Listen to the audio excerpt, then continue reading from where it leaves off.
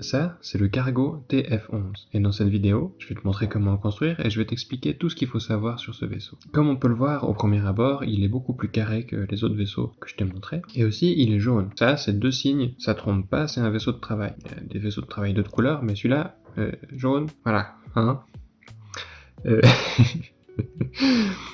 Je vais te parler de ses caractéristiques et de son utilité un peu plus tard, et maintenant je vais te faire un bref résumé. Ce vaisseau, il est fait pour 2 personnes. Ils vont se relayer pour piloter le vaisseau pour qu'il soit jamais arrêté. Comme ça, il gagne en temps et en argent. Le TF11, il est super robuste, et il a une grande capacité, une très bonne autonomie. Il a des énormes réservoirs, on les voit sur le côté. C'est les deux cylindres jaune et gris. Et il a une manœuvrabilité qui est vraiment très bonne. On voit qu'il a des réacteurs sur le côté pour pouvoir se poser vraiment en douceur. Et il est auto-manœuvrable parce qu'il va apporter des cargos qui sont très précieux et aussi qui peuvent être très explosifs. Niveau de l'aérodynamique, c'est un peu une brique, mais il a des ailes pour aider à voler dans l'atmosphère, c'est plus efficace. Il a des réacteurs pour aller à la vitesse de la lumière, mais il n'a pas d'armement. Alors je vais te montrer comment le construire. C'est une construction qui est un peu plus compliquée que les 2 autres vaisseaux, et il y a aussi plus de pièces, mais si jamais c'est trop compliqué, tu peux toujours le simplifier et faire à peu près le même vaisseau, mais en utilisant des pièces plus simples. Mais il n'y aura pas le côté lisse en dessous, et c'est un peu dommage, mais ça irait bien aussi. Alors pour son utilité, comme je l'ai dit avant, c'est un vaisseau cargo, donc il va faire du transport de marchandises. Par exemple, il va aller sur une planète minière, récupérer la cargaison, et ensuite sortir de l'atmosphère, aller en vitesse lumière, et aller livrer sa cargaison sur une autre planète.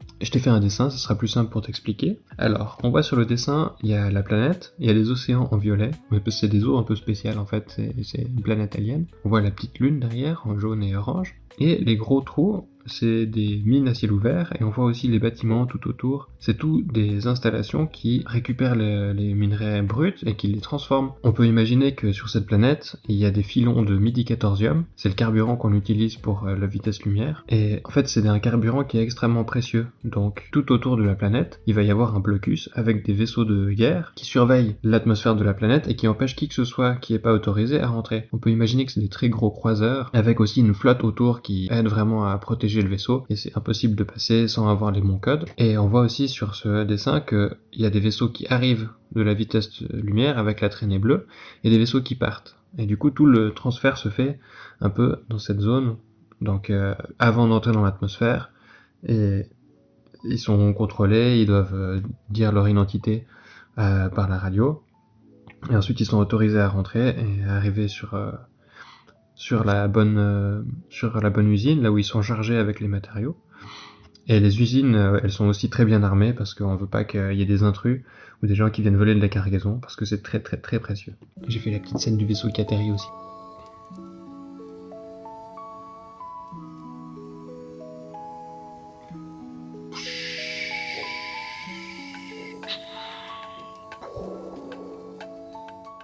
On peut voir quand le vaisseau il se pose sur la petite plateforme, c'est vraiment important qu'il soit très manœuvrable et qu'il fasse pas d'erreur, parce que s'il tamponne dans quelque chose ou il fait un faux mouvement, il risque d'exploser, surtout s'il porte du midi-14ium. Alors maintenant, tu pourrais me demander, mais pourquoi est-ce qu'il a pas d'armement? S'il porte une cargaison si précieuse, il risquerait de se faire attaquer par des pirates. Et en fait, c'est parce que ce vaisseau, il fonctionne avec tous les autres, donc ceux qui font le blocus sur la planète minière, et après il part directement en vitesse lumière, et il arrive à l'endroit de livraison, et là aussi il y aurait soit un blocus, soit c'est une zone sécurisée par un état ou l'armée. Ces grosses planètes, elles appartiennent à une compagnie, et du coup c'est la compagnie qui va faire cette protection. Ces vaisseaux de cargo, ça peut être des privés, ou ça peut être des gens qui sont mandatés par la compagnie aussi, et qui les payent pour transporter ce cargo, mais ils ont tous leur accréditation et leurs papiers pour pouvoir rentrer dans cette planète. Et lui, il a pas d'armes parce que il en a pas besoin en fait, puisqu'il fait que de la vitesse lumière et c'est impossible de traquer quelqu'un ou de le suivre en vitesse lumière. Donc quand il est en vitesse lumière, il a pas de soucis, à moins qu'il ait une panne au milieu du trajet, mais s'il a une panne au milieu du trajet, il a d'autres soucis. Et voilà, du coup, il a pas non plus besoin d'avoir une très grande vitesse atmosphérique, il a pas besoin d'avoir une très grande vitesse dans l'espace, il n'a pas besoin d'être manœuvrable à basse vitesse, mais pas à haute vitesse. C'est pas un vaisseau de combat du tout. Lui, il va tout droit, gentiment, et dès qu'il est sorti de l'atmosphère de la planète, et qu'il a passé le blocus, il part en vitesse lumière, et il arrive à la prochaine zone. Donc il a pas vraiment de risque. Donc maintenant que je suis en train de parler de l'attaque, je vais vous parler des autres compétences du vaisseau. Donc comme on a vu, l'attaque c'est 0, la défense il a 3 points, et ça c'est dû à son bouclier électromagnétique, et aussi à sa structure. Il est fait pour porter des cargos lourds, donc il va avoir une paroi qui est plus épaisse et une structure qui est plus solide. C'est pour ça qu'il a un peu plus de points de vie.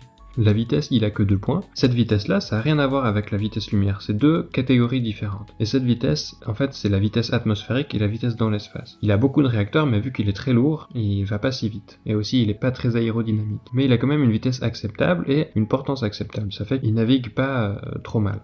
Au niveau du cargo, là c'est maximum, donc les 5 points, parce qu'il est vraiment juste fait pour ça.